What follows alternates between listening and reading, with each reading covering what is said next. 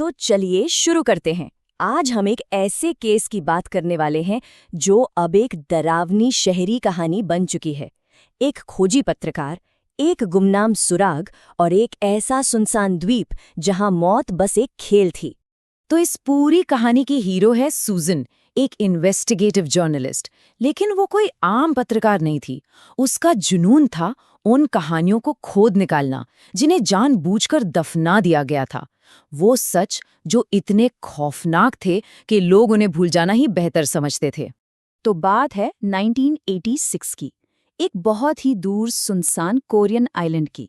यहीं से एक अफवाह, एक कानाफूसी शुरू हुई, ऐसी भयानक घटनाओं के बारे में जिसने इस कहानी को जन्म दिया। तो सवाल ये है कि इतने साल पुराना, मतलब दशकों पुराना ये केस अचानक से फिर कैसे खुल गया। इसकी शुरुआत हुई एक आज के ज़माने के रहस्य से, एक गुमनाम ईमेल। एक दिन सूजन अपना इनबॉक्स खोलती है और उसे एक ईमेल दिखता है। कोई नाम नहीं, कोई पता नहीं, बस एक अटैचमेंट थी, 1986 की एक पुरानी सी न्यूज़ क्लिपिंग। उस क्लिपिंग में एक ऐसे कॉम्प्लेक्स के बारे में लिखा था जहां लोगों के साथ असली जिंदगी में टॉर्चर गेम्स खेले जाते थे और इसमें बड़े बड़े सरकारी अधिकारी भी शामिल थे। और सबसे ज़रूरी बात, उस ईमेल में उस आइलैंड के कोऑर्डिनेट्स भी दिए गए थे। अब आप सोचिए, ये कहानी लगभग 30 सालों से दफन थी, पूरी तरह से भूली बिसरी। सूजन एक ऐसा केस उठा रही थी जिसके बारे में शायद ही किसी को याद हो, और यही बात इस जांच को और भी ज्यादा खतरनाक बना रही थी।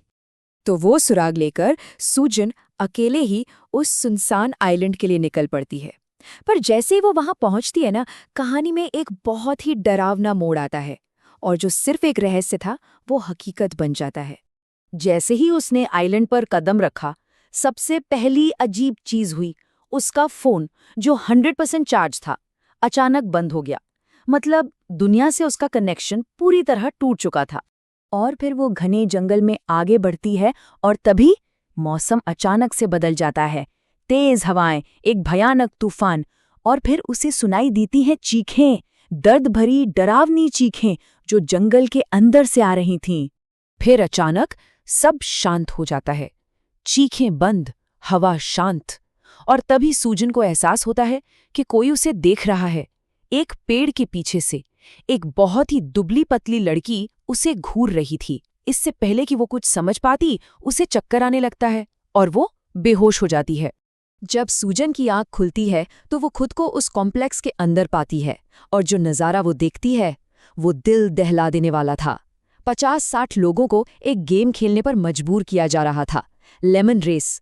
नियम बहुत सीधे और उतने ही क्रूर थे। चम्मच से नींबू गिरा तो समझो जिंदगी की रेस खत्म। वो अपनी आंखों से देखती है, एक के बाद एक लोग नींबू गिराते हैं और गार्ड्स उन्हें बिना सोचे समझे गोली मार देते हैं।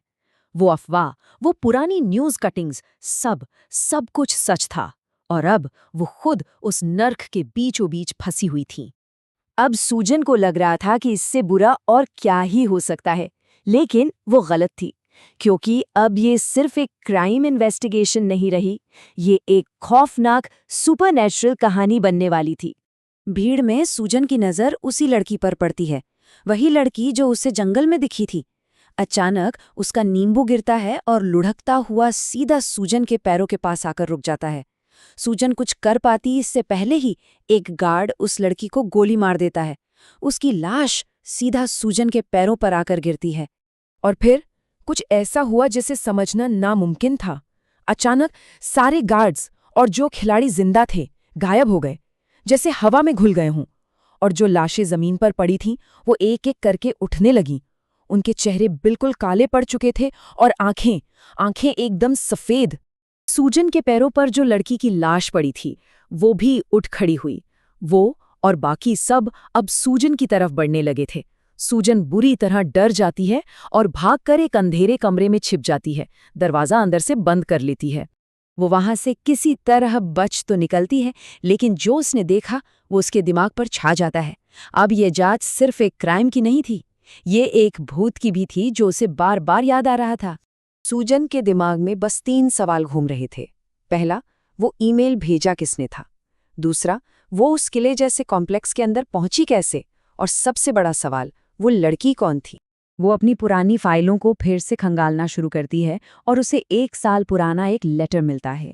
एक रीडर ने लिखा था कि उसकी मंगेतर किम एक आइलैंड पर लापता हो गई थी, बिल्कुल वैसे ही आइलैंड पर।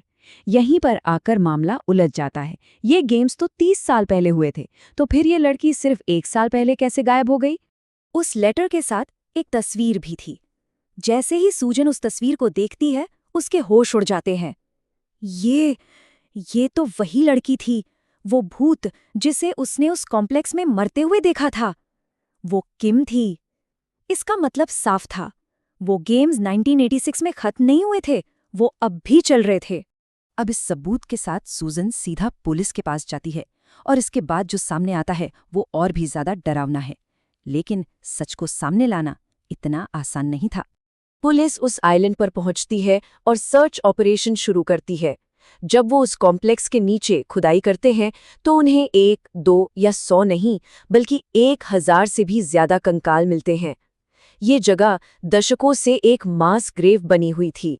डीएनए टेस्टिंग से ये तो कंफर्म हो गया कि उन कंकालों में से एक किम का था, पर उसके अलावा कोई और सबूत नहीं मिला। कोई अपराधी कभी नहीं पकड़ा गया और सरकार ने इस केस को ऑफिशियली बंद कर दिया, जैसे कुछ हुआ ही ना हो। सूजन ने हार नहीं मानी। उसने सच को बाहर लाने की बहुत कोशिश की, लेकिन कुछ ही महीने बाद एक कार एक्सीडेंट में उसकी मौत हो गई। एक रहस्यमयी मौत। इकलौती गवाह के चुप हो जाने के साथ ही आइलैंड गेम्स की कहानी हमेशा के लिए एक अनसुलझी पहेली बन गई। और यही वो सवाल है जो इस कहानी को आज भी जिंदा रखे हुए है। एक गुमनाम ईमेल, एक सरकारी साजिश और एक पत्रकार जिसे खामोश कर दिया गया हो। जब इकलौता गवाह ही नहीं रहा और केस को दफना दिया गया हो, तो क्या ये मुमकिन है कि उस दूर दराज के आइलैंड पर आज भी वो टॉर्चर गेम्स खेले जा रहे हों?